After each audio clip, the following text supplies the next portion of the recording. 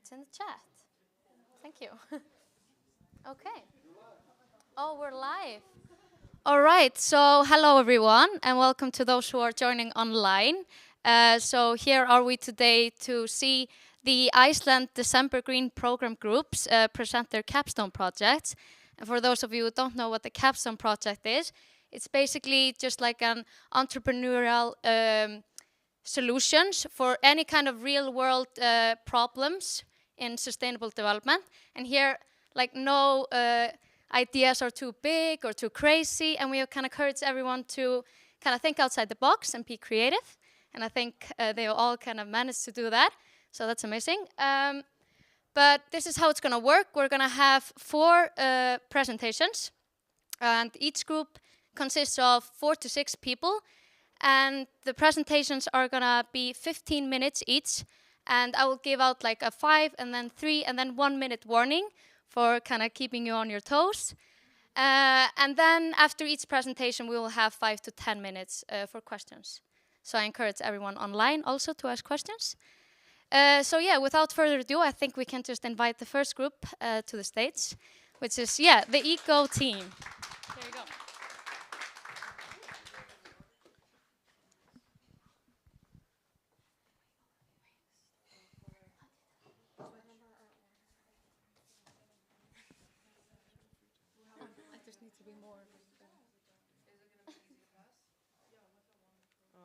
It's too. There we go. That works. Oh shoot, we're blocking the. I'll scoot over. Here, go. We're gonna need to pass that mic though. Don't need to do Yeah. our order. That's fine. Just don't move. Okay. We're just gonna say our names for the people watching. My name is Katie Gavitt. I'm Amanda Schmidt. My name is Benjamin Sylvester. I'm Olivia DeSimone. And I'm Kaylin Lagai. And today we're doing a presentation as consultants, and we've called ourselves the Eco Fields. So what it is it's a consulting company with a framework of connecting renewable energies to local communities. And we'll kind of go into detail of how we're going to do this framework. It's basically going to be sold to either however you say that word, and local governments. And we're doing it because there's an inequality in access to renewable resources in low-income communities. So we, over the last week, we've kind of talked about how they're more accessible to the upper class. So we're focusing on how to have lower incomes give them the resource for it. And we're going to do it by identifying areas that are suitable for renewable energy development. And these areas are called brownfields as like the umbrella term, and we'll kind of go into what those are. We'll outline the transition process from a renewable power source, and then we're going to highlight the benefits to the community. And our sustainability complex is within communities and neighborhoods. We put together the initiatives and the projects, and it will have a lot to do with education within the community. So the difference between Superfund sites, brownfields, and RCRAs is basically just the amount of contamination. So the Superfund sites right now, by law, have to be cleaned up and turned into something else. So that's what we're going to primarily focus on at first. And then when we start to scale, we can look at the brownfields and RCRA sites. Brownfields are just not required by law to be cleaned up right now, and RCRA sites are potentially could be used for something else, but they may be used for something else already. And this is just, this is how many there are actually in the US right now. So lots of work to be done here. And Benji's gonna go into the framework of how or what we'll be selling to these local governments. So this is just a brief overview of what the framework is. We're gonna go into more depth and explain exactly what each step is. But the first step, as you see here, is research the site and its climate. The second is initial community outreach, and then it followed by initial environmental assessments. And then we're going to go into what green energy solutions are possible at the site. And then we're going to hold public planning meetings. And then we're going to create a site plan proposal, conduct feasibility studies, carry out site remediation, and then begin site development and educate and train the community. And by implementing the framework, these are the values that we sort of bring to the community. So we're going to be reducing the pollution in the area. We're going to be providing green energy resources, which will also cut the community's energy costs, as well as uplifting the community through job creation and education. In the specific 4 SDGs that are sort of addressed by our plan is the affordable clean energy, industry innovation and infrastructure, sustainable cities and communities, as well as responsible consumption and production. And they sort of all work together because we are trying to improve the standard of living in a way that has a positive impact on the environment as well as the community by providing more equality and access. So some challenges that we might run into is just reaching community members that might not be as active as the average community member. And then obviously we want the community to approve of what we're doing. So we're gonna have to be going back and forth with them about that. And then just acquiring clients. So like the developers or whoever owns these sites, we might like try to get referrals, like maybe do this through networking. And then since we're going to be, when we're scaling, we're going to be doing these in different locations. So there's obviously going to be different laws depending on where we are and like different regulations. And then in order for this to work well, like we need full partner cooperation, everything to run smoothly and like proper governance. So we're going to have to really work on that. And then, so once we get the renewable energy solutions in there, just maintaining them and also dealing with any life cycle restrictions on like different types of renewable energy is something that we're going to have to like plan for and like be ready for to deal with. And then we're going to apply as a nonprofit, which we'll talk about a little bit more later. So then it's just a little bit harder for us to get like, I guess, funding sometimes than if we were like for profit. And then we want to make sure that like it's feasible. So if we fail our feasibility assessment, we might have to kind of start over and backtrack. So, and then one thing that we really want to avoid is any unintended like gentrification from our efforts. So we're gonna have to put in like processes in place to like make sure that we mitigate that. And then let's say it wasn't feasible and then we kind of ended up having to abandon the project, then we might cause like more contamination than there already was. So we wanna make sure that we have processes in place to prevent something like that from happening. All right, and I'm just going to be jumping back into the business case model, sort of filling out some of those elements. So the segment is who are we benefiting? Our main beneficiary should be the local community. We want the local community to benefit the most out of this, as well as the site owners and developers of the current land. So people who own this land currently, we want them to have a plan with this land. A lot of it's vacant land that is not used.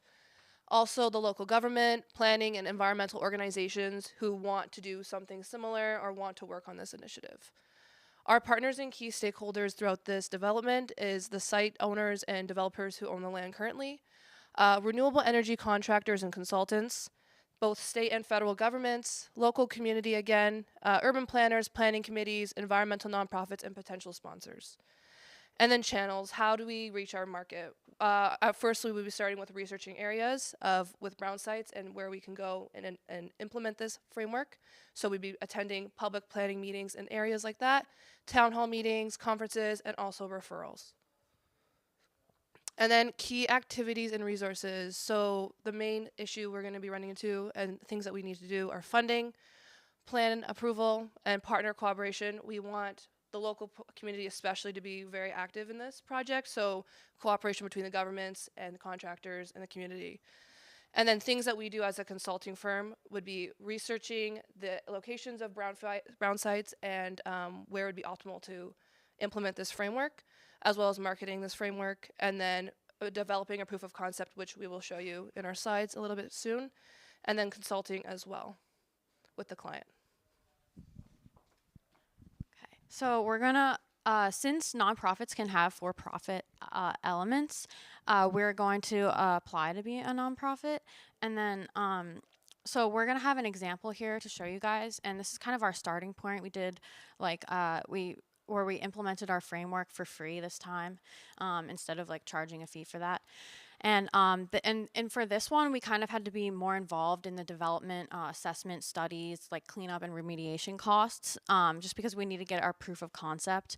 And then 50% of this funding came from a major donor, 30% from other donations, and then 20% from grants that we acquired. And now, like in the future, scaling up, we're probably just going to have to be paying for like employees, and for marketing and research, and then sorry, for our revenue, we want to have like 75% to be selling our framework to site owners and developers and then helping them implement it, and then 10% for grants, 15% for other donations, and then we want to reinvest any profits that we make into the local communities. So for our example, we did the Logan Triangle, which is a brownfield located in the Logan neighborhood of Philadelphia. It's kind of cut off right there, but so that big kind of rectangle is the neighborhood, and then there's a little triangle right there that is the Logan Triangle, and then here's like a aerial view picture of the triangle, so it's just all grass. So there used to be houses there, but the foundation was filled with super unstable material. This eroded, caused cracks in pipes. There were explosions. The city purchased all the houses, knocked them all under eminent domain, knocked them all down, and they just haven't done anything with it. So it's just been 36 acres of just vacant land. So after we assess the land and we get the approval to put the renewable energies on top, something else that we have to think about is the climate that it's in. So like we've learned in the last week, every single type of renewable energy isn't going to work dependent on what the climate is like. So in Philly itself, a lot of you guys already know because you live there, but high of 31, low of -3. The average winds are about 13 kilometers per hour. And then I do want to add that this is already kind of being done in the process right now. There are so many grants and things that are out there for the brownfields.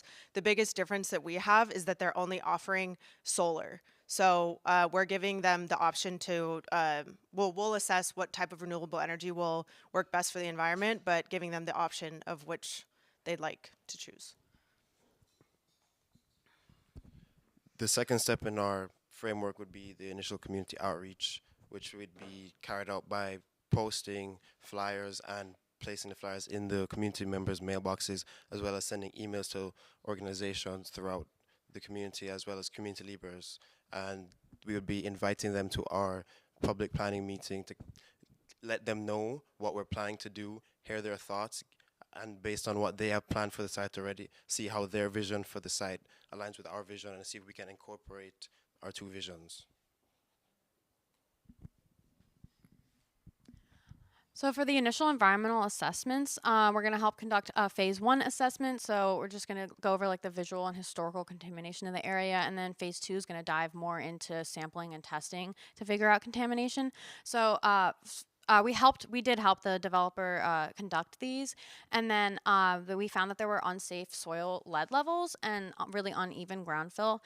So we concluded that we're going to need to remediate some, but maybe not all of the contamination, and we can develop better like on the areas with the least amount of this fill, and that will also reduce our development costs. So we gave them 3 different options for types of renewable energy. Geothermal, the benefits from that were that it can be used for heating and cooling buildings. And this already exists in Philly, so we know that it could be plausible for them. The drawbacks are that it's loud, and like we just saw, it could take a really long time to find the exact spot that it needs to work properly. With hydrogen, the benefits are it's 0 to low emissions, and it can generate different amounts of power depending, like more people can come in. So if more businesses want to come in and connect to it, or if they want to build more houses, that could stimulate their economy. The drawbacks to that are that it's super expensive, and yeah, it's super expensive. So they decided on solar.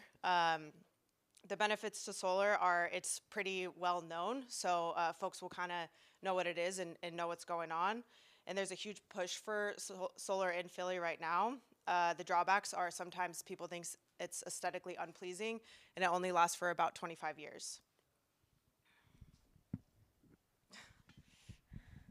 So next, we held public planning meetings. The community expressed that they have a development plan, like with the developer, to create multifamily housing, expansion of their churches, community center, commercial space, and open green spaces that they wanted. And we, as Katie said, we presented our renewable energy options. Solar had the best feedback. So we collaborated with the developer to incorporate solar into the community's development plan.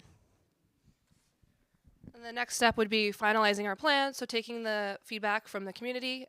So we decided to work with architects and urban planners to create a solar farm. In addition to that, use the development plan that they already have in place and put solar panels on top. But before any building can start, it's really important to conduct a feasibility study. So we worked with the developer to do this. And essentially what happened was we addressed the different areas of the project. So the technological aspect, does the technology and skills exist to both clean up the site and then implement the green power that we want to place there? Economics, like do we have enough funding to do this? And what's our ROI going to be? Legal, do we have the rights to use this land and any permits necessary to build? Operational, do we have the manpower to do this? And time, are we going to be within the schedule that the community wants for development to happen? And so we conducted the study and we found that yes, our plan was feasible. And then lastly, we literally just clean it up and work with the government and local partners to clean up and excavate the current land.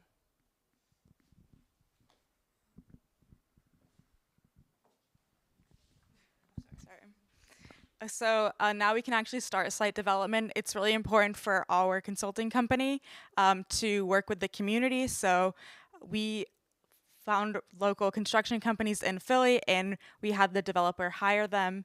And then we focused on building our solar panel portion of the land. And then the developer also built some new houses, rec centers, and we put solar panels on top of the new buildings as well. For the education and training portion, we carried this out throughout the entire design, implementation, and construction of the project. It started off in our first public planning meeting. We started by educating the communities on renewable energy, telling them what would be ideal for their neighborhoods and what would be the benefits, the drawbacks, and what the requirements for the neighborhood would be. And then it continued with the contractors that we hired, hiring local members of the neighborhood, training them in a apprenticeship role, which allowed them to maintain and learn transferable skills that they could use throughout their entire lives, and also maintain the entire lifespan of the solar farm. After a year, we checked back with the communities and we'd learned that this was successful. Thank you.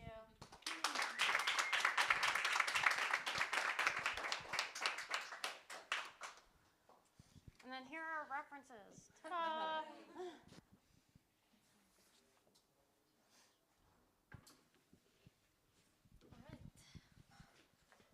So are there any questions from online or from you guys? Yeah, Shy.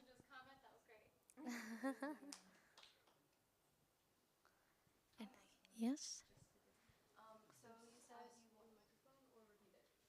Yeah.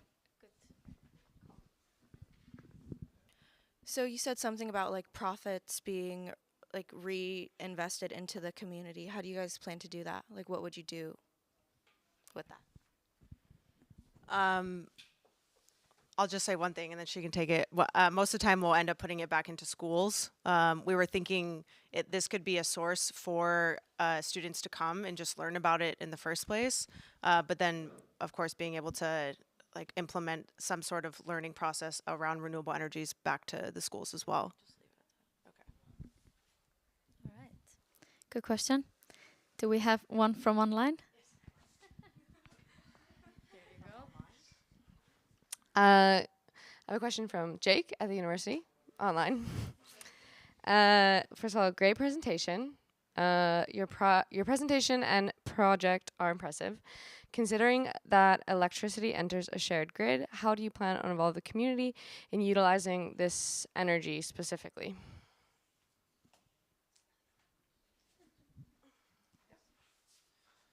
We would just be working with the transmission and distribution companies that are local to that area to get it connected. Whatever we would build would obviously have to be connected to the grid system, so that would be part of our partnership with the governments and federal laws. It's sort of a lot of people to take in consideration for the scope of this type of project, but we would be working with them to connect our project to the grid to power the local communities around us. We should add that these the people who contaminated the fields are required to clean them up. So a lot of the funding is going to come from that, and they're going to be the ones having to do the heavy lifting when it comes to negotiating with the utility companies that are already there. All right, amazing. Any other questions? All right, should we clap one more time? Thank you.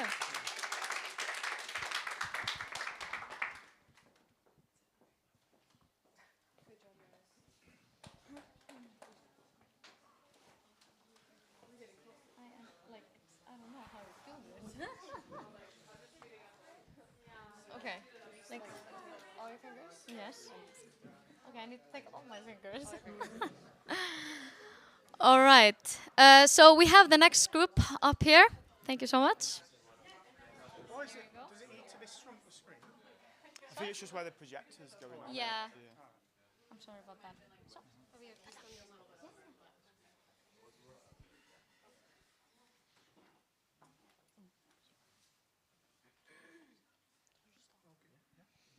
Welcome to our Capstone Project. Measure and improve your carbon footprint ASAP.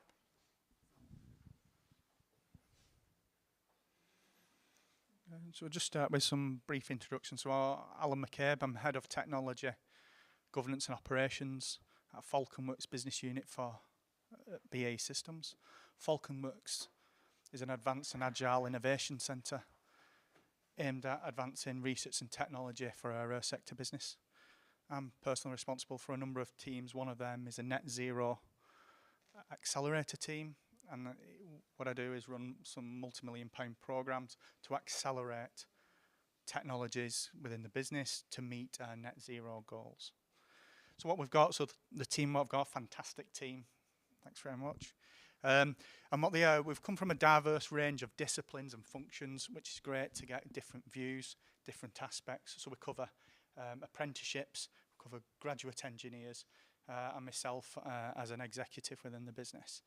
So what we've done is we've actually all been brought together. We didn't know each other before this project, but we've been brought together through a passion of sustainability, wanting to make improvements within our community and within the business. So what we've got is, as it says on this, there's a huge opportunity to bring this particular project into the business, and we can do that straight after this. So what I'll do is just hand over to Amy. So I'm Amy Salisbury, and I'm on the Graduate Accelerate scheme as an integration engineer. I'm Oliver Atkinson, and I'm a fourth-year project management apprentice working in international bids. Hi, I'm Jade Nightingale. I'm a third-year project control degree apprentice, and I'm currently working at an air sector level in governance and assurance.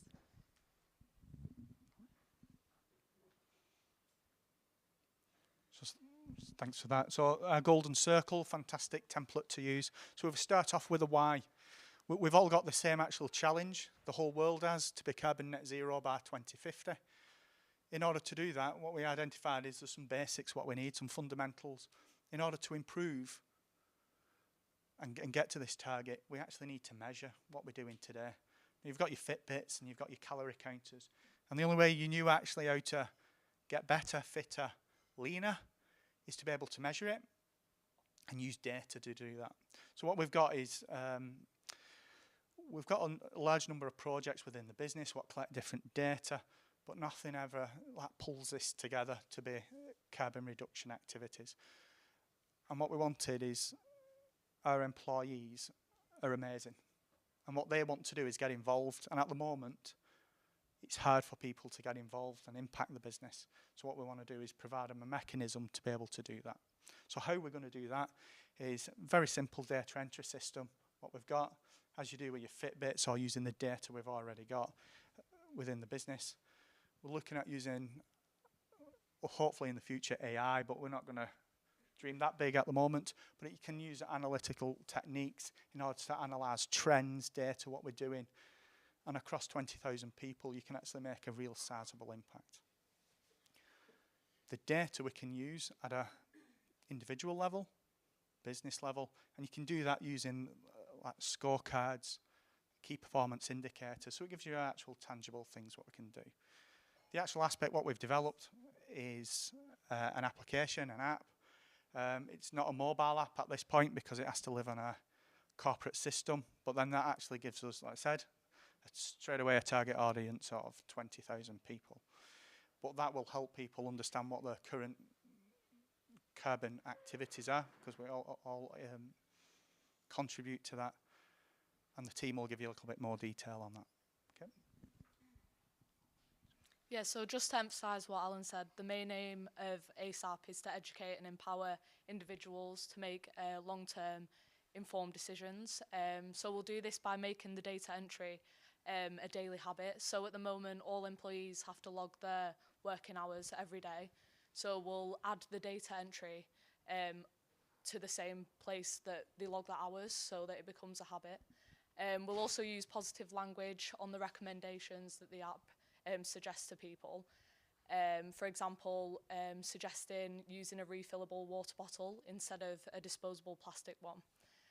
Also making the app competitive amongst teams with reward and recognition will help everyone stay engaged with the app.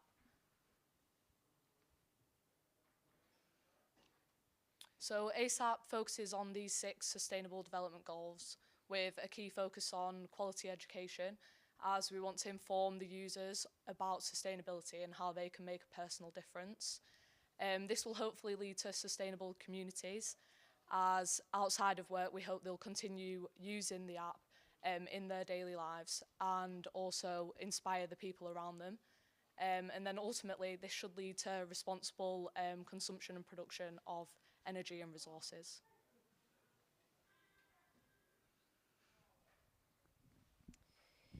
So this is our ASAP business model. Thank you for providing the template. It sparked some really good conversations in the teams and ensured we hopefully didn't miss anything. I'm not going to run through every bit on this slide because I hope we've covered it on previous slides and slides to come, but I'll just pick out a few areas. So the channels, essentially the first point of contact would be us going back into the business and try and get in some senior management buy-in. And then this would go into senior management briefings. We also would use the vlogs we've created, and this could go on our employee app or on the intranet. And then this can then go a little bit further down into existing monthly team briefs. Alongside this, we don't expect any direct revenue to come from this app within the business, but we do expect some indirect benefits. And this will be potentially if we use less energy, if we recommend people turn the lights off, use a little bit less energy, there might be indirect benefits to the business where they'd save a little bit of money in that sense.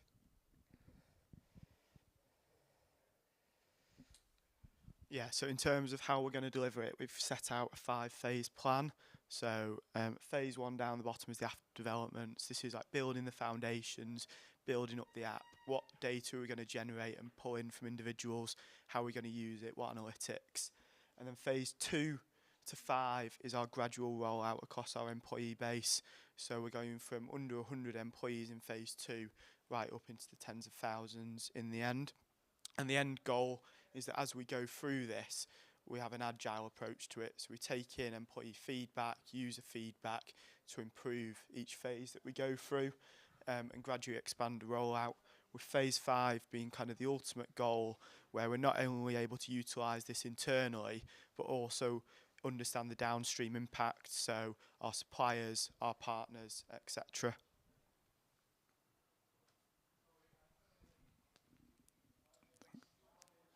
Thanks for that, Oliver.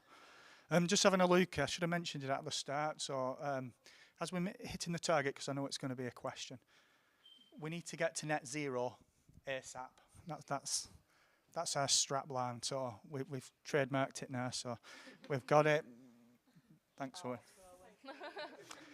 Right, so the main purpose is to measure, educate and inspire. And we can have a look, and what Oliver's just took us through is actually the phased approach actually goes up the triangle, where we're trying to empower individuals. But there is different considerations. Data protection is a huge one. People want to feel that their data is protected. We're not going to be using it for things we shouldn't do. But what that will enable them to do, again, it's about building confidence, is make lifestyle decisions, or what meetings they might go to, what transport, how many emails you send, because it's amazing what data's, how much data usage and energy power is required for that. Moving up the household, that's maybe a future aspect. We're trying to keep that, so we keep it corporate for now. But you've definitely got individual, team level, and again, you're building up through the hundreds, up to the thousands for line of business, and then up to a sector, what might be tens of thousands. Ultimately, going to a national level, we've got UK laws to abide to, EU laws as well. And the main point for us is, if it goes global, we have actually got quite a few cultural considerations to consider as part of that app as well. Thank you. So from a stakeholder perspective, what we've attempted to do is look at what are the internal and external stakeholders that we're going to need to enable this programme. And we tried to look at what's their level of influence over the programme, and then how interested are they going to be on that. So it's kind of a good activity for us to understand who we need to engage with, what's the route to do it, and where do we need to move those stakeholders to. And the key one we've kind of noticed is employees. So at the minute, the business isn't quite enabling employees to have the information they need to make their own decisions, and so they're not as interested in the sustainability agenda as we would like them to be as we go on our net zero journey. And also, because they're not able to provide data to support decision making, they're not having that influence over the business. So you can see the orange line we've got going up through the middle, that's where we want to shift our employees' focus to be, so that they're more engaged in the process and able to inform those decisions. And how we're going to do that is through that early engagement. So take them on the journey as we develop the app, show them what we're trying to do, and show them how it's going to be beneficial. So by using that phased approach, we can build up case studies of examples where people have been able to make positive action in their own lives, in their work lives, to go forwards on the net zero journey, both personally and as a collective business. So I'll just explain the resource chart. So it's a resource versus the potential users. So on the left axis, this is the resource input we'd expect to see in each phase. So it ramps up before it gets into the tens of thousands, but then you can see the potential users then goes into the tens of thousands in a sweeping line. This will be an iterative process, as mentioned. So specifically looking at phase 1 at the moment, we'll analyse the data, we'll get feedback, and may make iterations in that sense. We've conducted a top-down estimation of the cost, and we'd expect it to cost around £15,000 for this is the initial minimum viable product, so this is phase 1. With a risk contingency of 2,000. So you might think that seems a really low value number, but we've made some assumptions regarding that. So we're going to use indirect labour within the work. So we're going to use existing graduates and apprentices to do this. We're not also going to buy a server. We're going to use our own company existing server, but there will be direct costs on software, data architecture, and the build of the app. But then after phase 1, any recurring costs would then be covered by the sustainability team within our company.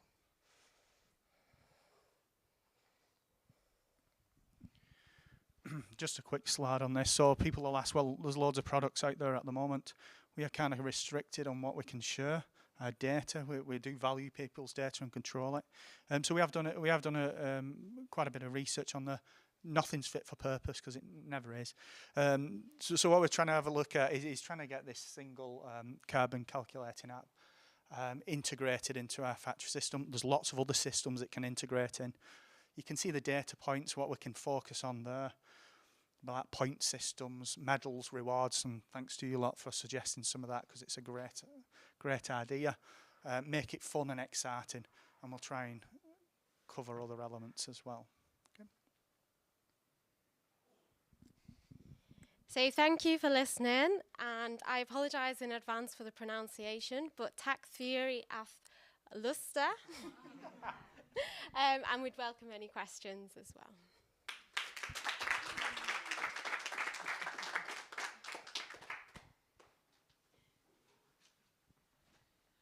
Yes, so thank you guys so much. Do we have any questions here? Yes. Yeah, so congratulations. Great project. I love it.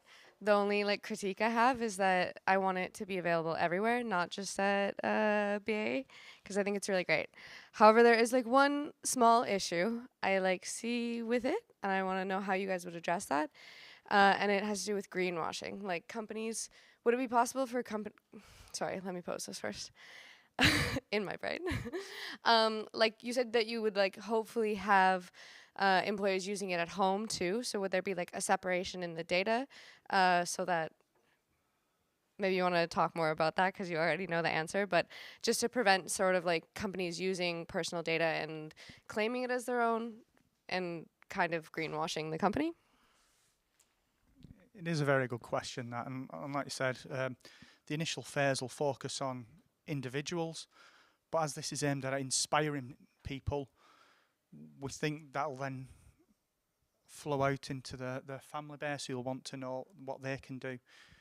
In order to protect people, we're interested in, like you've mentioned about the carbon scope 1, 2 and 3 is what it's called. We won't be able to use the family's net zero carbon reductions, and at the moment we're trying to inspire people to get more involved. So really, would we want to use that? I don't think we'd use their data for that. It's just about inspiring and encouraging people to think a bit differently. But good question, a brilliant question.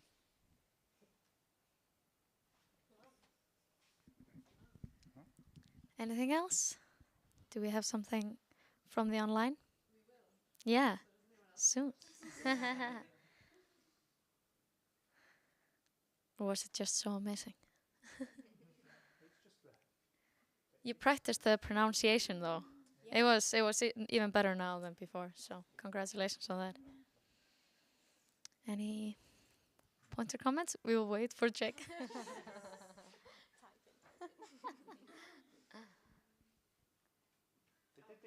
Yeah. We have one question here. So I know you guys said there would be incentives. What would some of those incentives be maybe for lowering your carbon footprint in your company? So the company already runs a reward and recognition program internally, so it's vouchers, etc. So I think what we'd probably start by looking at is how can we tailor those vouchers towards sustainable businesses, different organisations. So at the minute, they're kind of your high street brands. What can we do differently? But equally things internally, so people love going to meet different people, going on trips, all that sort of stuff that can add to people's awareness in the job that plays into being carbon neutral. The other element that we're not HR experts, but there's bonus operations within the business, so it'd be going back and looking at how can we embed this into it. So for example, the professional bonus at the minute focuses on reduction on on-site electricity, reducing travel where it's not required and stuff. So it'd be how can we embed this as one of those KPIs that goes into that mechanism. Obviously that's subject to consultation with trade unions, etc. But yeah, that'd be the aim. And just got one little bit. It's not all going to be financial.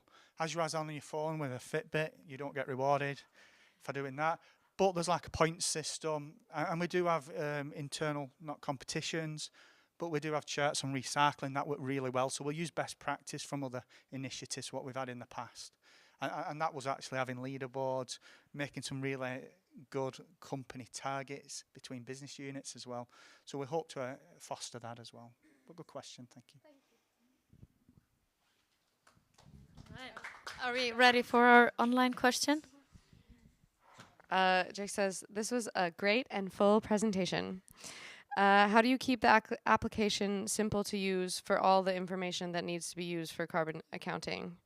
like how do you make the user side simple for all of the data collection?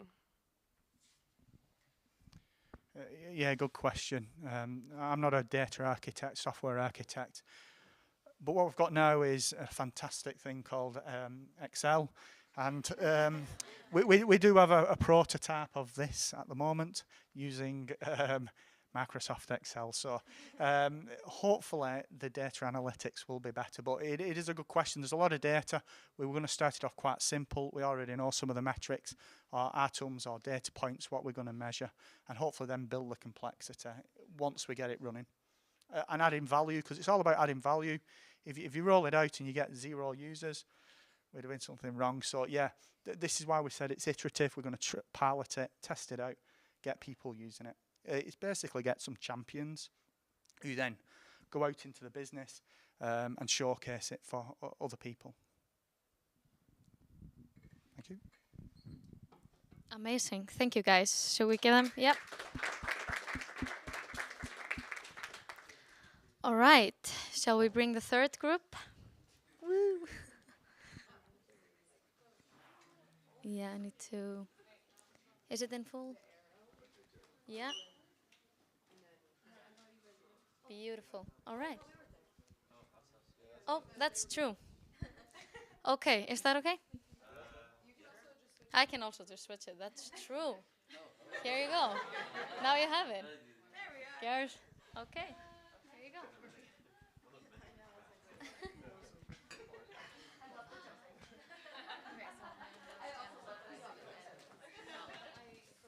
We're gonna. Oh, are we?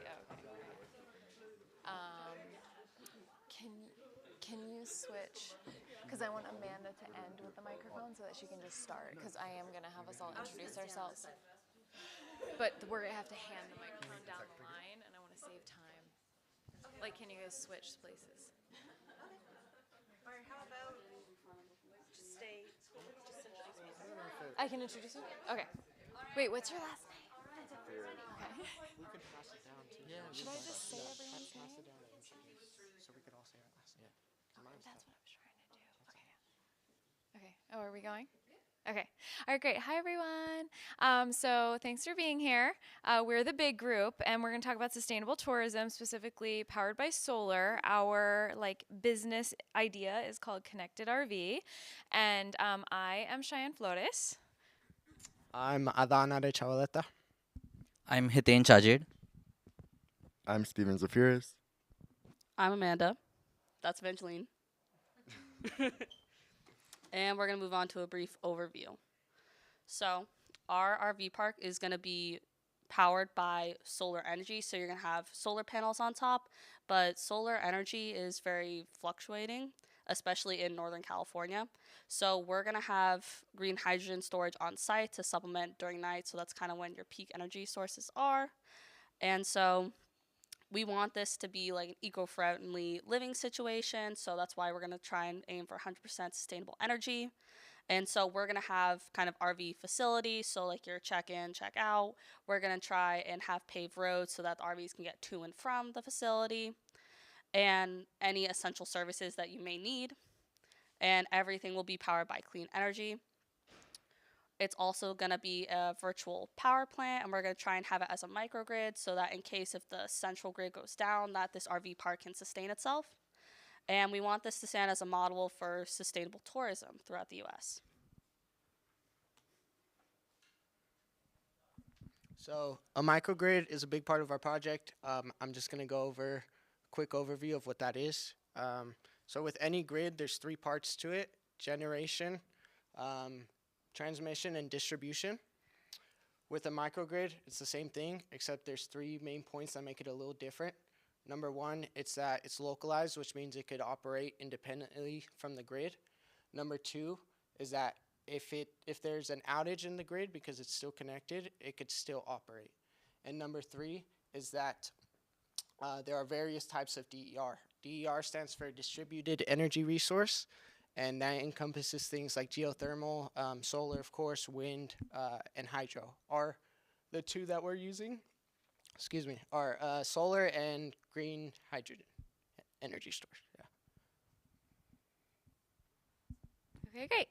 So our golden circle. So first, our problem statement. So we know that there are limited options for sustainable travel in the growing RV industry or lifestyle, while electricity consumption by RV parks is a pretty significant contributor to climate change when we're looking at things on a micro scale.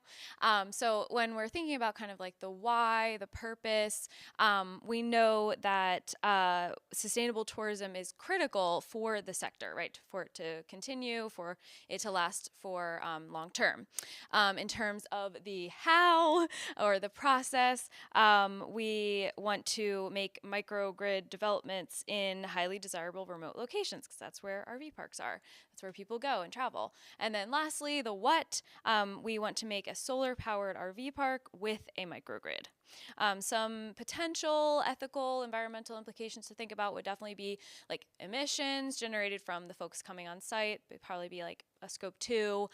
We would also want to think about the other energy use that could potentially come out of our stuff with like moving around water and other utilities. But ultimately, we think a lot of them can be captured by the use of solar and kind of like the community building and the growing awareness that we would be spreading due to like having folks come together and do something a little bit more unique.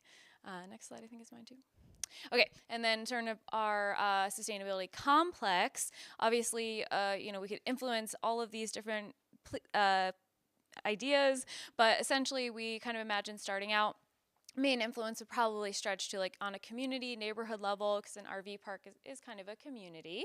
And then as an individual as well, because we have people coming to the RV park and utilizing resources, they are coming there as kind of like a tourism thing, obviously. They're using a vehicle to get there. So those kind of where we're seeing like the main influences and hope to kind of expand and grow from there. Next slide. Okay. All right, now getting into the sustainability development goals, starting off with sustainability goal number 7. The use of solar panels and sustainable energy sources in the RV park would contribute to the goal of ensuring that everyone has affordable, reliable, sustainable, and modern energy. Now on to sustainability goal number 8. With this RV park, it would offer employment opportunities for the increase of economic growth through sustainable practices and community development. With SDG number 9, we would incorporate sustainable energy sources into innovative technology like the green hydrogen storage. The project contributes to SDG 9, promoting eco-friendly practices and advancing infrastructure development. And then we have sustainable cities and communities. The development of sustainable energy-powered RV park with well-paved roads and being in a good area would align with our goal of making cities and human settlements inclusive, safe, resilient, and sustainable. And lastly, we have climate action, which I feel like this one kind of speaks for itself. So I'm just going to pass it along. Oh, there we go. So I'll be going over the governing bodies for our project. These entities will have a lot of influence on our decisions. So local authorities, they'll be in charge of giving us permits and also ensuring that we are compliant to any regulations. Environmental authorities, that's a big one. If you build anything anywhere, you need to ensure that you're not disrupting the environment, which means that there's going to be a survey. And if we are disrupting the environment, if there's any endangered plant species or wildlife, then the project may not happen, but hopefully that's not the case. For stakeholders, tourism boards and agencies, excuse me, damn. They'll be helping with promoting our project. They want tourism as much as we do, so they'll be nice. Environmental organizations will be able to put their logo, their stamp on our project, which will give them more exposure. All right, let's talk money. We have essentially divided our costs into initial costs, which are implementation costs at the beginning of the project, which are a one-time investment, and we have the ongoing costs, which will be mostly the maintenance costs and costs for keeping the RV park running for the lifetime. And we have different funding sources for the different costs associated with it. The one that I want to talk about would be the first one, power purchase agreement, PPA. What a PPA is, it's basically an agreement with a third party that would install the solar panels on site. This reduces the risk, financial risk on our side, and but they keep the incentives and the recs and the grants associated with it. So we get the electricity and reduced risk by having the power purchase agreement or a third party install the solar panels. For the rest of the costs associated with having an RV park, we look to get a loan from either the California Green Bank Finance, California Green Banks, or Green Financing that gives loan to sustainable businesses. And we also intend to use the IRA, which is the Inflation Reduction Act Small Businesses Tax Credit.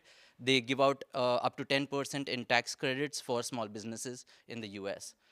These are some costs associated with the project. We have the significant cost with land purchase and site preparation that will involve all the material cost and the labor associated with having the RV park up and running. Then we have the microgrid installation. We already talked about the solar panels and the PPA, so that's covered by the PPA company. But we still have costs associated with having clean hydrogen cells and the storage. There's utilities installation for water and sewer, then permits, approvals, legal, and insurance, of course. We have some ongoing costs. There'll be loan repayments, utility bills, marketing and promotion that's ongoing, and then operational costs that will include any maintenance or salaries for the people working on the RV park. And then, of course, we've left some costs for contingencies in case there are any. Yeah. Next slide, please. Oh, here. Okay, numbers and some graphs. So for funding and costs, we've separated them essentially into just two categories, initial and ongoing costs. We estimate the cost to be about $4 million, which includes the site preparation and all the implementation costs that we just discussed about. Then we have the ongoing costs, which will be the maintenance, which we believe it's going to be, we estimated it to be about $1 million annually. So if there's a 10-year life cycle with that, if we look at a 10-year life cycle, the total costs annually would be around $1.4 million. But the initial cost itself would be $4 million. Yeah, thank you.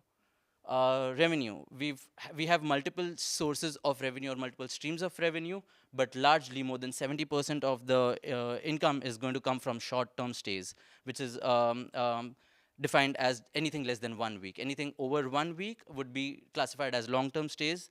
Then we have amenities that we'll be offering at an additional cost. We also envision there'll be future sources of income through brand integration with different green businesses like food and waste management, and of course expansion that, and we estimate it to be a little over $2 million annually. Where does the surplus go? Since we are a sustainable business and we want to contribute or give back to the society, we've essentially divided our surplus into two categories. We want to give back to our customers and, of course, to the community. The way we want to give back to a customer is we want to add we envision adding electric RV infrastructure because we do see the potential of that industry growing in the future. We would want to absorb some customer costs so that they can continue coming to our RV parks, and of course integrate recycling facilities on site. The way we want to give back to the community is that we plan, in the future, we plan to plant 1 tree per RV parked on site. So that's one way we want to give back to the society, and of course it's in California, we want to give back to the community.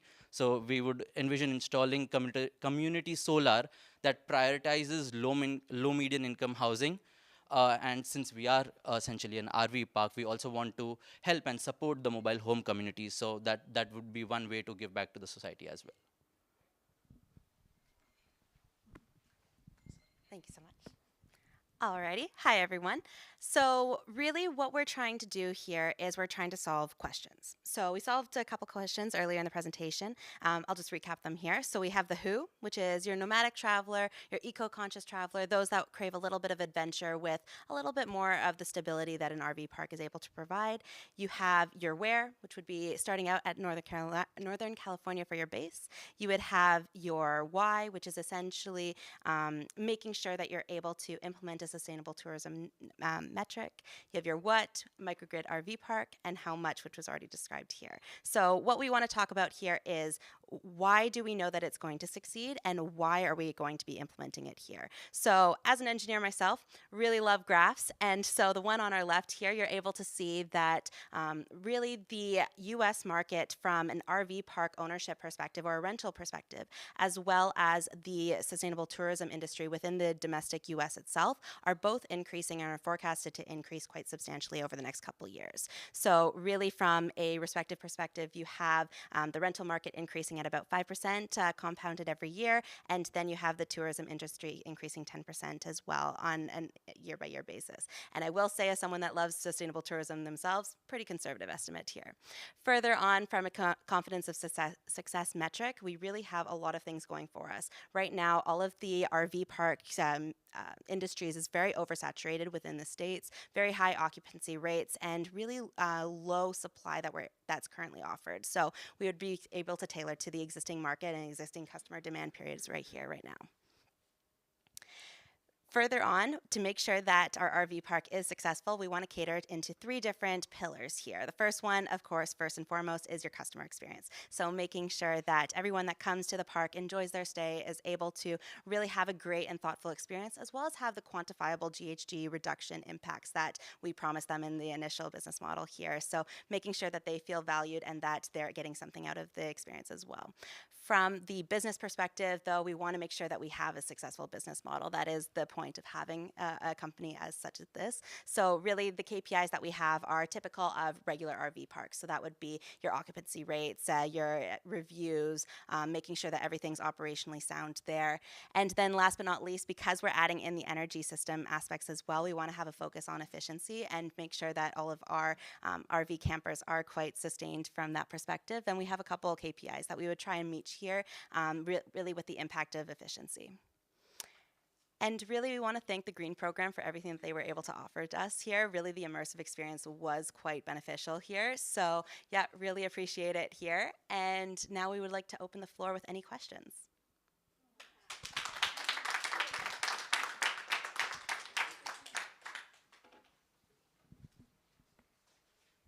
Amazing. Thank you so much. Do we have any questions already here? Yes, Katie? Did you guys start to think about if more electric RVs started to connect to the grid and like what that would kind of look like? Absolutely great question. And as the electric mobile equipment industry, let's say, is taking off, that's definitely a consideration. So currently what we have planned for as our energy intensity usage KPI is about 15 kilowatt per RV per day. And right now the campsite that we're currently developing is going to be, we were estimating about 100 RVs for the entirety of the campsite. Now with the average occupancy rate of about 75%, we would want to see about catering our electricity system to that demand, but dependent on how pre-registration goes, we might want to expand the footprint in order to allow for further solar panels to be developed, or if we want to look at additional energy resource systems to be developed as well. Really, it would be location dependent, and we would love to continue with various surveying from there. Thank you so much. Do we have the question? I have 2 questions, one from me and one from Jake. Which one do you want first? What's the easier one? Neither. Jake says, your project's emphasis on microgrid development is truly intriguing. Regarding your choice to focus on hydrogen production, I'm interested to know whether this is intended primarily for energy storage within the microgrid system, or are you planning to use it as fuel for hydrogen-powered vehicles? Uh, Go for it. That's a good question. Primarily, this is what we envision for the initial years of the project, that this will be as a source of electricity or source of energy for our RVs or for the RVs in our park. But again, if like the industry progresses, we'll have hydrogen powered vehicles, and depending on the expansion, we do envision using that for the latter purpose too. Yeah, the forecast right now for renewables within the U.S. industry is quite differing depending on who you talk to, especially as hydrogen continues to expand. So with that, currently focusing on the supply aspect, and then we can expand as needed there. And based off of the lead time that hydrogen power vehicles within the mobile equipment industry develops, we'll be able to have a significant lead time based on the existing infrastructure.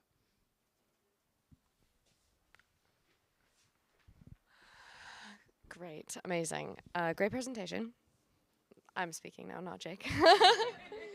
My question has to do with cost. I'd like to know how your costs compare to average RV parks, and also how you would go about convincing people to stay at your parks, as RV parks are pretty volatile when it comes to costing, seasonality, and all of that stuff, and it's often the more affordable alternative to hotels for people. So how would you go about incentivizing people to come to your RV park?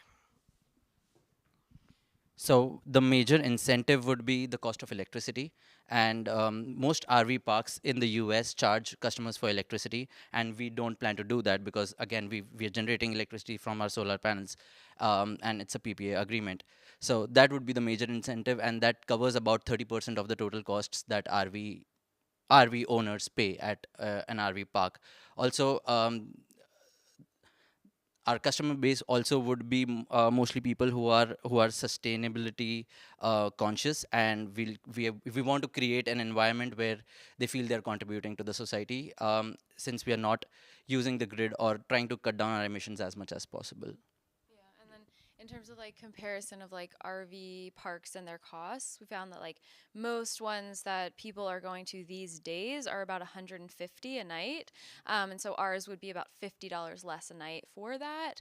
And then keeping in mind as well, given the location of Northern California, we also realize the huge variance in income levels. So we tried to kind of capture that with kind of meeting in the middle there and recognizing the reduced cost of electricity. Yeah.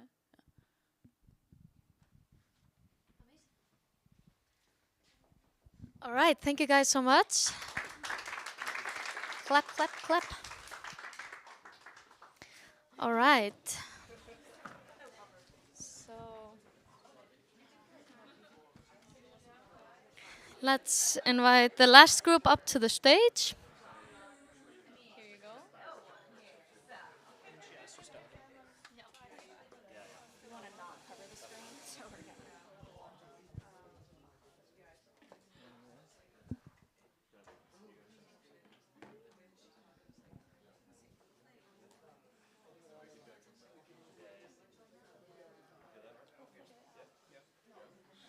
I'll just go over there when I'm done. Okay?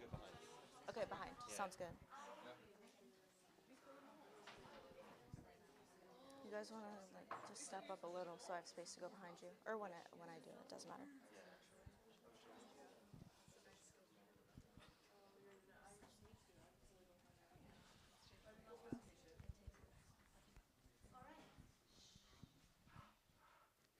All right. Hi, guys. Thank you for being here.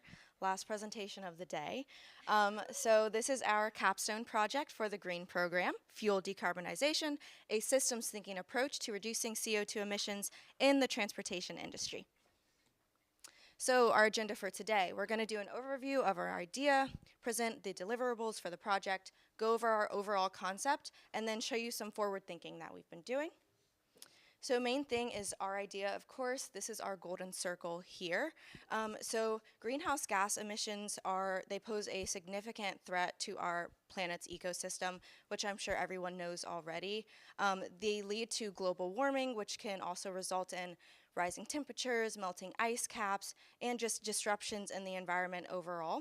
So this was the center of our thinking process when coming up with an idea for our project. That brought us to our why, or our purpose, which is to mitigate climate change by reducing carbon emissions in the transportation industry. So in order to mitigate this challenge, we'd really like to create a carbon capture and recycling system. We're focusing on carbon specifically because it is the largest greenhouse gas emission emitted from vehicles at about 80% compared to the others. And then we'd like to remove, with this carbon capture and recycling filter, we'd like to remove the carbon from fuel ejections and to recycle them into new fuels. With that, our team has developed a framework for localized carbon capture using a decarbonizer filter that can ideally be placed at the tailpipe of any vehicle, acting as a preventative measure and cleaning the emissions before they even reach our Earth's atmosphere. I'm going to pass it off to Vicky. So our team here, we've got Desiree, who's just spoken, who's the project manager. Owen and Rakshit are going to cover the research and the tech for our product. I will cover the social impact, and Cullen is going to cover the economics. So the motivation for our product mainly is because the transportation industry is one of the largest contributors to greenhouse gases. We've got the figure here on the screen.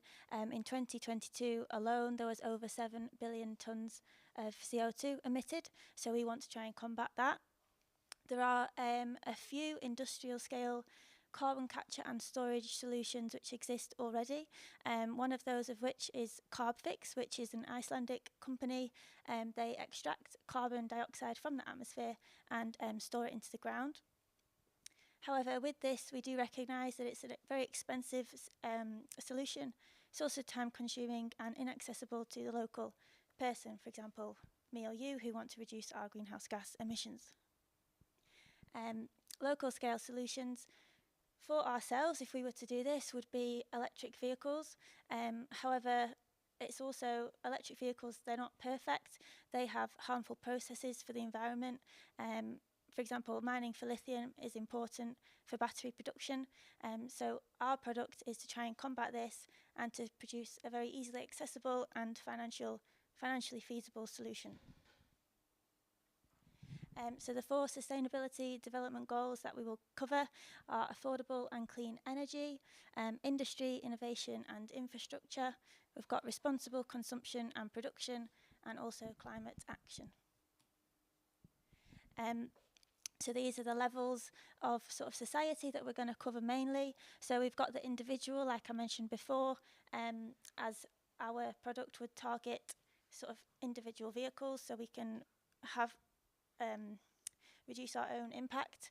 And also on a national and state level, we recognise that governments have targets that they need to meet to reduce greenhouse gas emissions. So if we can get them on board with our idea and our product, then we can have a larger scale impact. I'm going to pass over to Owen, who's going to cover the BMC. Thanks, Vicky. So on screen, you can see our business model canvas here. Which is a really useful tool to help us generate ideas and think about our business model. So we worked through the resources and then got to the key activities of how we're going to set up our business before working through to customers and their value proposition. We'll take you through this in detail over the next few slides. So firstly, we thought about the concept framework. So how is this product actually going to work? We took inspiration from some of the carbon capture industries that Vicky was talking about. Obviously, Carbfix is the one we've all seen here in Iceland. This is one from back in the UK. It's a company called OXCCU Technology, who are looking to use a catalytic reaction to hydrogenate CO2 and turn it back into hydrocarbon fuels. The thing is, this has been done on an industrial scale, and we want to make it localized so you get that individual impact. So you can see from the diagram on the right, this is what our concept is. Essentially you get a decarbonizer filter, which can be attached onto the back of a vehicle, collects the CO2 from the tailpipe before it is emitted into the atmosphere. We then have a home collection delivery service, which comes and picks that up to take it to our facility, where we combine it with green hydrogen that's produced using renewable energy, so electrolysis of water using renewable sources of energy. We can then combine these in a chemical reaction to form hydrocarbon fuels, and we can sell that back to our customers at a discount. So not only do you get the fuel, but you also get it at a discount versus the market rate, so you're actually getting payback on the initial product which you buy. Any further profit then would be returned back into our company, which could be used initially to fund development of the company, and then later would be returned to shareholders as a dividend. So novel materials or post-modification methods for those who already exist in the market have been researched and recorded to enhance the efficiency of CO2 capture from the flue gases. So this slide provides an overview of all the materials that can be considered, highlighting the device weight, CO2 uptake, technology maturity, and the associated costs. So these are the chemicals that we are likely to consider in terms of the absorption capacity of the carbon dioxide as we go from top to bottom. So as we delve into the potential challenges and the future endeavors, these are the potential, I'm going to discuss a few key points mentioned in the slides. So our first challenges lies in the various level of maturity where few technologies are already established and some are in the initial stages of their development. The mass reduction of CO2 and life cycle of the product is another challenge in itself. The adoption of our technology to various vehicle types such as aircraft, cars, ships, and etc. The startup location is another challenge. Like we have to pick a place where we have to find people who drive more number of cars and use less public transport. Let's have a look at the roadmap for the future work. Selecting down absorption material is very important because there are other materials that do exist that have high potentials. And improving concept and integrate into commercial vehicles is another goal. Localization hydrogenation to enable direct injection is another future work that can be considered because of its high cost effectiveness and its high efficiency. And we aim to broaden the scope of our project to not only capture carbon dioxide, but to capture nitrogen oxides as well that contribute to climate change. So I'm just going to cover the social impacts of our product. We've got a stakeholder analysis diagram here on the slide. We've used this to kind of direct our business model to have the greatest impact as possible. So as you can see, the diagram just shows we've got the level of power, low to high, and also the level of interest. So the key stakeholders that we really want to target to have the biggest impact are those in the green box there, and that would be the car and aviation industry, as we recognise that it's the customers of this industry that are going to be buying the product and it's affecting them directly. And we've also got government and regulatory bodies kind of that cover the environmental and energy sphere, as these have the highest impact on society, and also their goals and our goals align. In the blue box, the other side of the spectrum, we've got those who may not be interested as much as this product doesn't really affect them, and also kind of the lowest level of influence on society. So that would be non-motorists and electric car drivers. However, we do recognise that it's important to keep these notified of the technology that we're providing in case our product may impact them in the future. All right, so now for the fun part, money. All right, so for regarding costs, the biggest one would be the actual capture of the carbon, right? If I could direct your attention to the actual little bar chart we have there, you'll notice that direct air capture is significantly $100 to $200 more expensive per ton than some of the other industries such as power generation, the cement industry, and iron and steel. It's important to note that exhaust fumes are low CO2 concentration because they have other pollutants in them such as nitrogen and hydrogen as well. Now, another cost would be device production as well, because we'd have to use a technology that is already pre-existing, such as activated charcoal. That does come from waste products though, so that would be a little bit more sustainable. And for the actual fuel conversion itself, so that would be on the back end at the factory. That would be pretty significantly expensive depending on the technology and where we base our startup location at. Now here's some few revenue sources. I'd like to point out the potential for investors would be the biggest one. Our target would be at least 30%.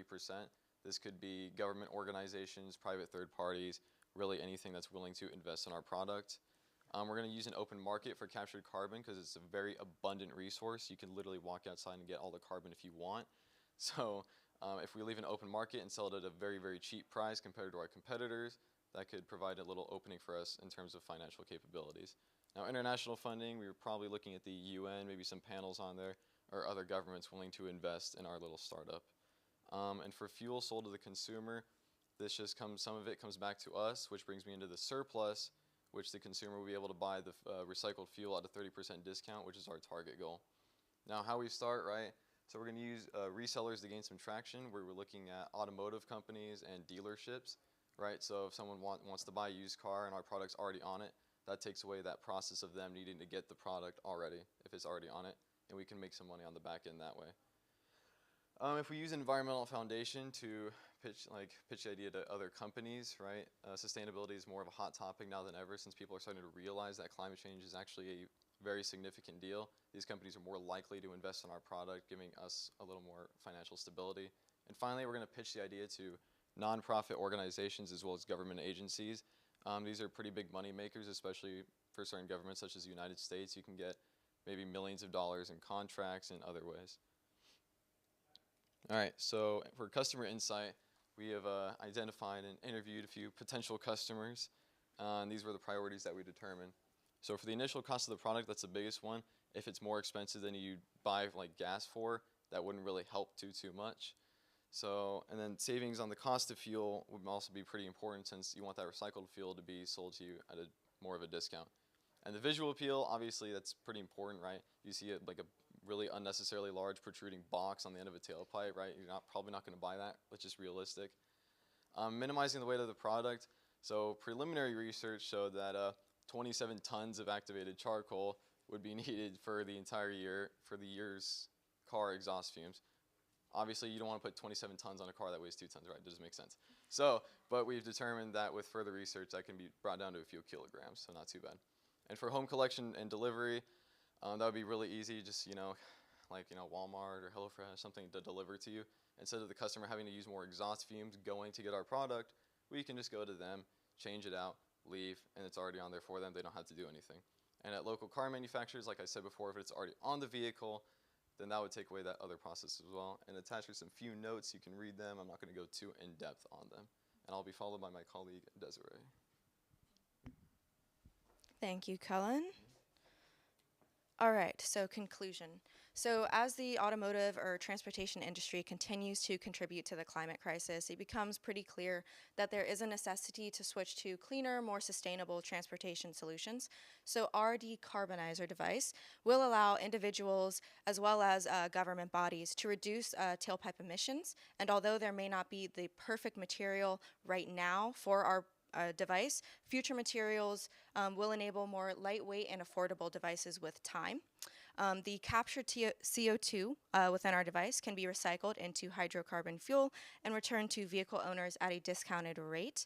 And then lastly, we hope that with the support of government and industry, we will have a business that can lead to something revolutionary with, of course, the environment and economical benefits at its heart. And yeah, that is all. Thank you guys so much for watching.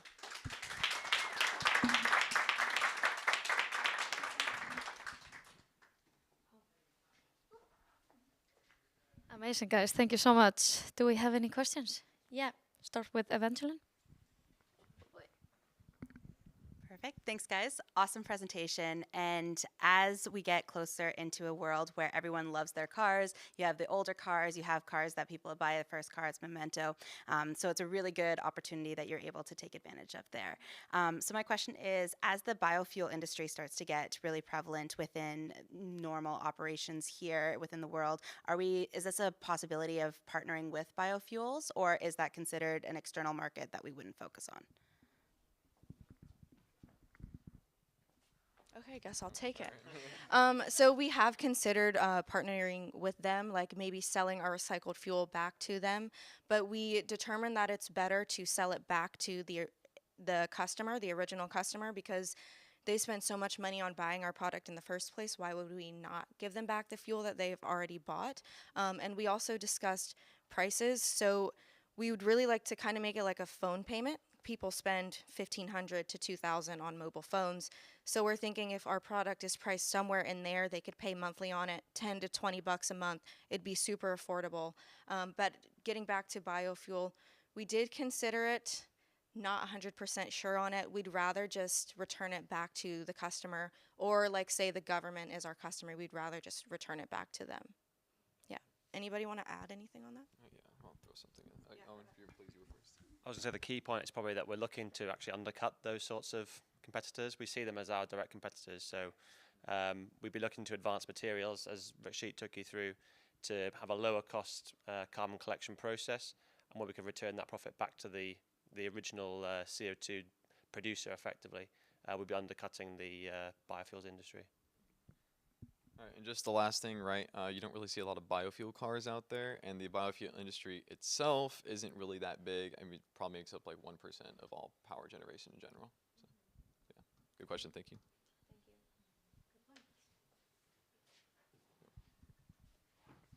We have another question here. So I had like two questions kind of. One was just like clarifying for me, just because I don't know that much about this. But like hydrocarbon fuels can be used like in any normal like internal combustion car.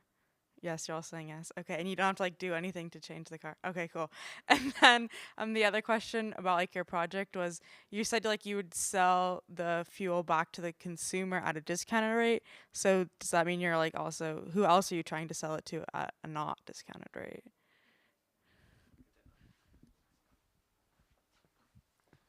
So I guess the discount was against the normal price of fuel. So not that we wouldn't necessarily be selling to anyone else at a higher rate, but the customer would be discounted versus going to a normal gas station to get fuel. Do we have a question? Yep. Not a question really, but maybe connected RV and decarbonizer can collaborate and have these systems for RVs.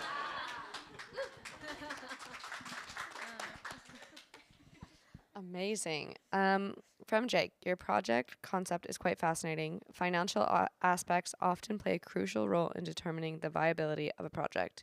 In your cost analysis, which component do you see being the biggest risk in terms of cost estimation and why?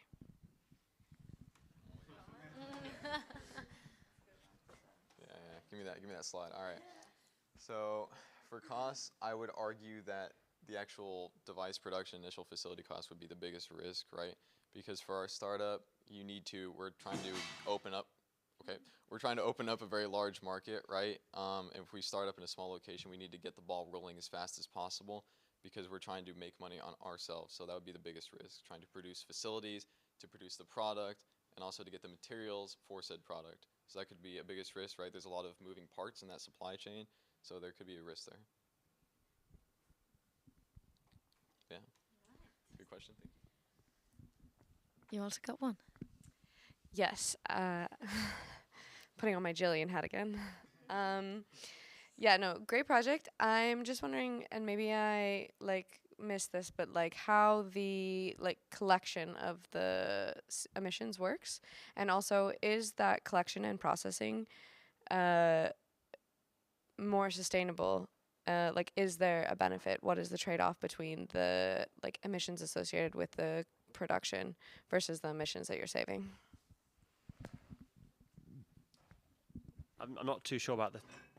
What do you mean by the second part of the question? Sorry. You're saving emissions by taking in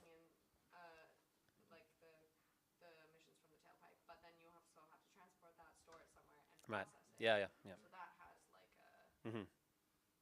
has a cost associated, yeah.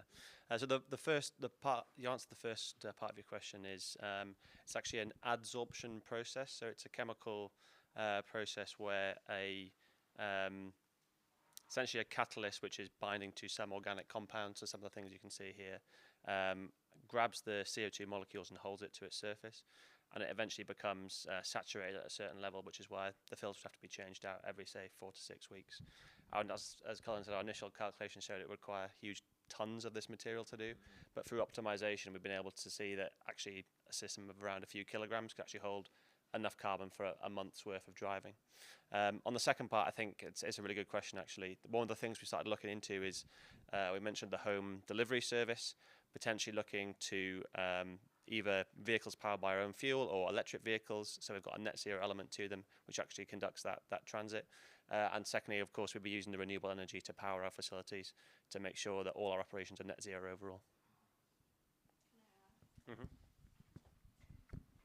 I just want to add that we're humans. We're going to drive regardless. So if you take an everyday human, they go drive to like a mechanic to get their oil changed or something like that. kind of the same concept here, but of course we're cleaning the emissions. So like we said, we want to sell to car manufacturers and hopefully even like auto shops and mechanics. So this would be something, it becomes essentially a car part, right? So people could go to like an auto shop or like maybe where you would get your oil changed, and they could get it collected there and then sent to us as well. But hopefully with this product, we could place it on every part of the transportation process, so it's cleaning the emissions from that as well. Yeah. Benji. I'm not sure if you guys already addressed this in your presentation, but I know several car manufacturers have pledged to switch from internal combustion to electric vehicles.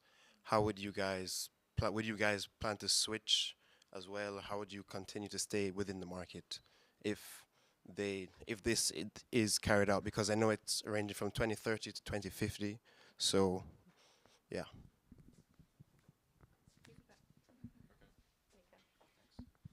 Yeah, it's a really good point. I think we've all recognised that, I guess, electric vehicles are going to be our main competitor.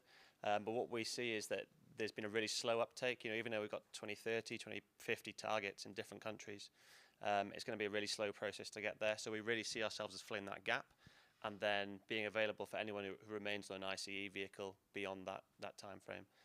So we definitely look to partner with those companies to make sure we understand their roadmaps, and where they're still producing ICE vehicles, we can work with them to install our product. So rollout of electric vehicles is also really slow, right? It's not just a hard and fast, like 2030, all of a sudden all vehicles are electric, right? It's going to take a lot of time to take all those cars and like, you know, scrap them, whatever, which is also unsustainable, right? You can't really just replace it. And also a lot of places such as the US are very car centric, right?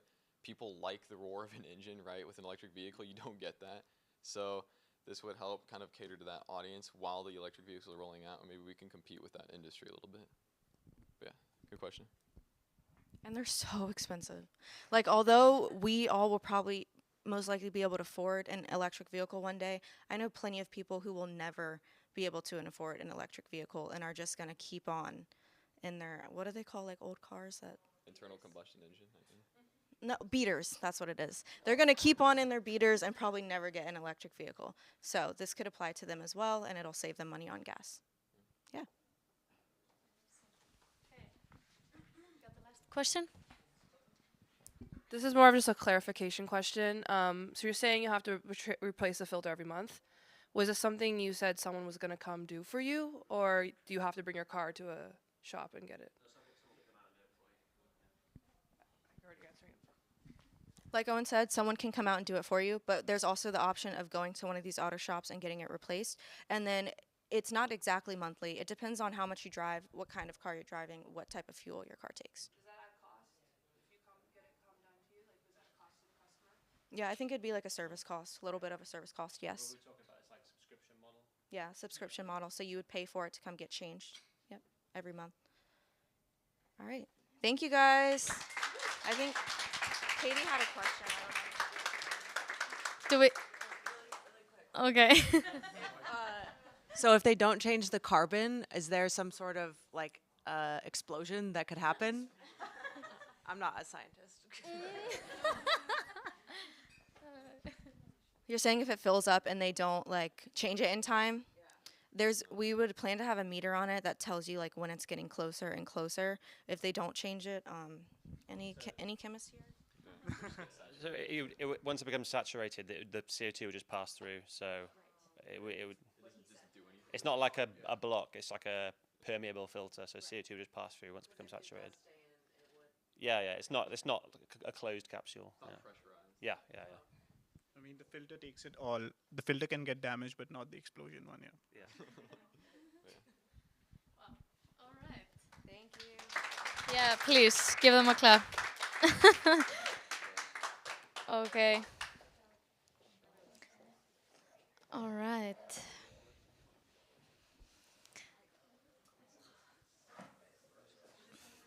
Okay, guys. First of all, just congratulations to all of you, all of the groups.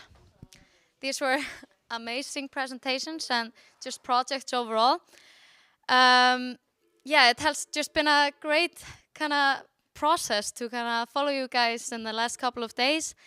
and kind of seeing how you were able to form the group so quickly, and then kind of use every group member's kind of skills and backgrounds, and go from like an idea and create all these amazing ideas that will help us tackle all these sustainability challenges we're facing today. So that's amazing.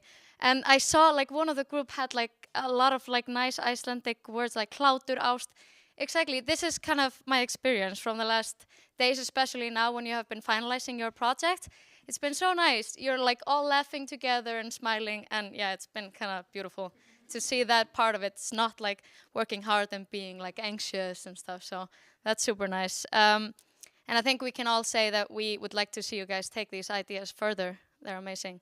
And also just the knowledge you've gained here in the last couple of days, so thanks for that.